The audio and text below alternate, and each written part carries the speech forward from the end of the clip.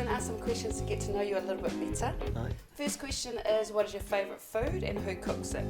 Well, my favourite food is Italian from Italy, but yeah, I don't get that too much in the kitchen now. I lived in Italy for a while, so I fell in love with the food over there.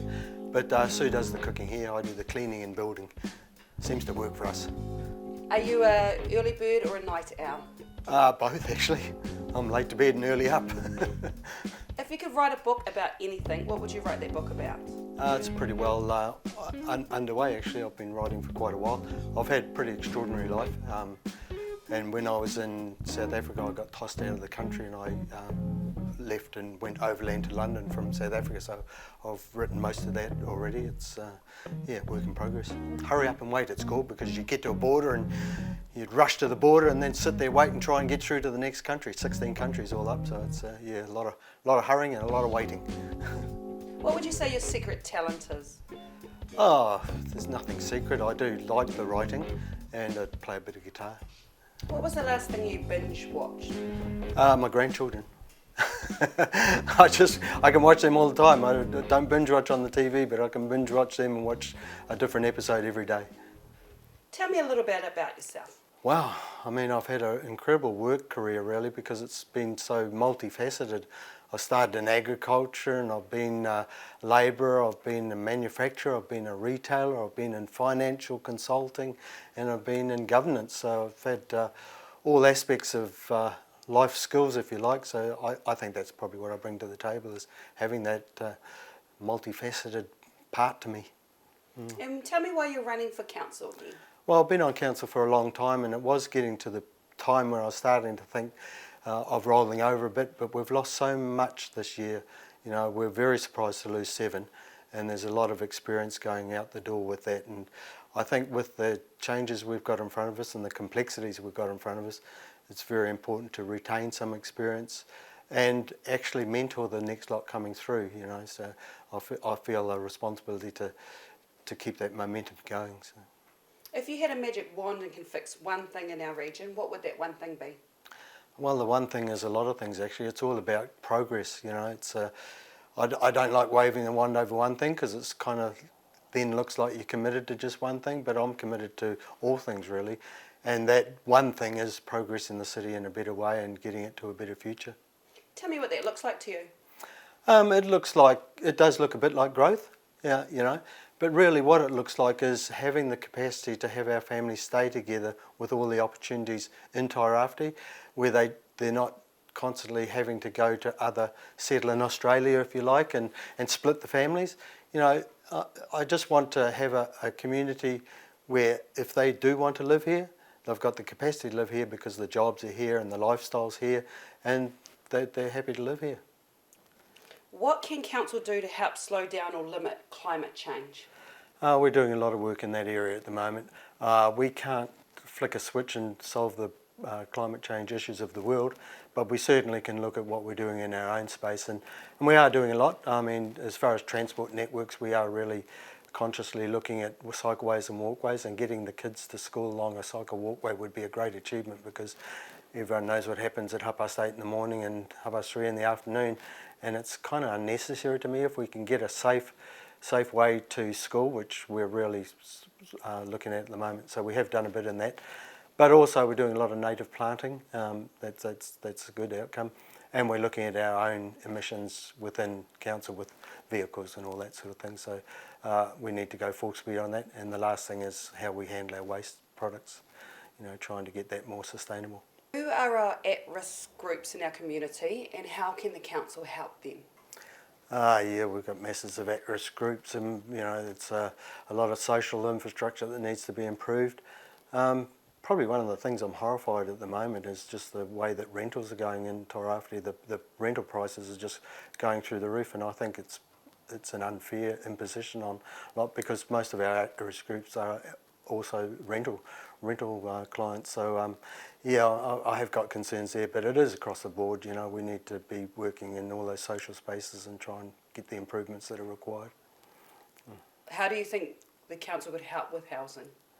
Housing, yeah, it's a difficult one. We're not in the space of using ratepayer monies to build houses, and probably we shouldn't be. But we do need to facilitate housing growth by accommodating through our spatial planning where the housing can go, and just the bureaucracy of getting housing built, sort of making that a bit easier and, just get things happening. What can be done about all the empty stores in Gisborne? Empty shops in Gisborne, yeah. Well, the shops are privately owned, so that's difficult. But I think the best thing we can do is the overall picture of progress in Gisborne, getting the growth, getting the population there, so that there is more population to accommodate those stores. I think it probably is a bit of a numbers game where you need an X number of people to service X number of shops. So I think there's a bit of that going on. But there is also the changing environment where we've got internet shopping, which is probably taking its toll as well. So, I mean, that's been addressed in some other centres. I mean, like Rotorua, something like Eat Street.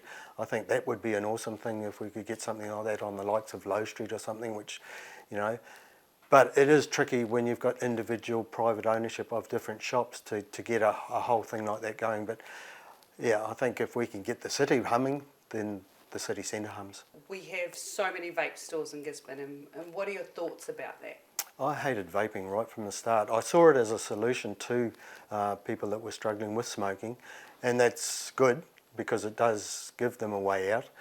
But unfortunately, it's kind of gone the other way, where it's been people actually are coming in as vapers and not have smoked before. And I do see health risks in vaping.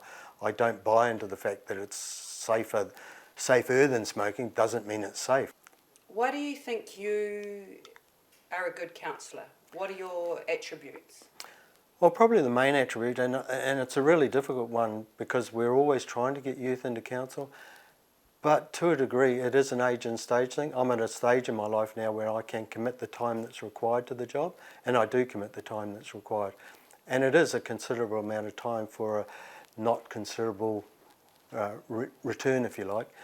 So I've got the time and I've got the commitment, and I think with the loss of rural wards, there's going to be even more commitment required. We're going to be required to get around the whole region a lot more than we have in the past.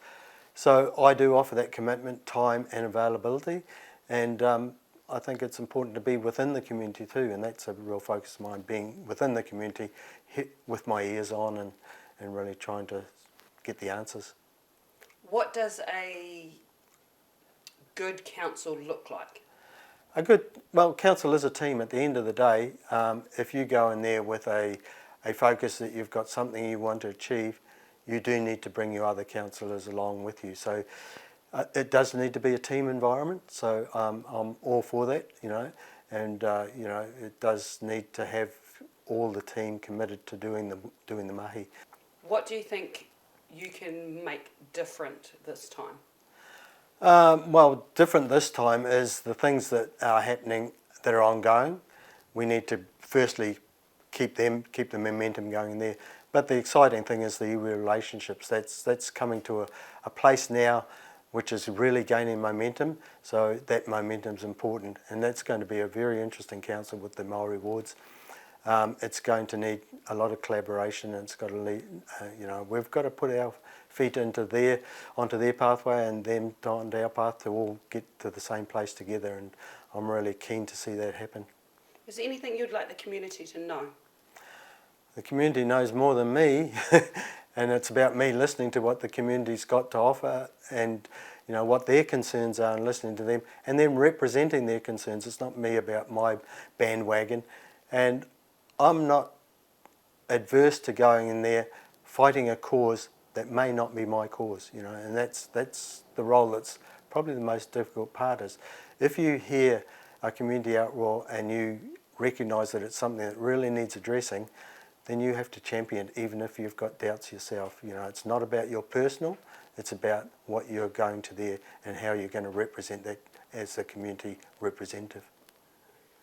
What one word would you use to describe yourself? Eclectic. I'm very, having been around a lot and seen a lot, I've seen the good and the bad in the world, and I'm all about collecting the good.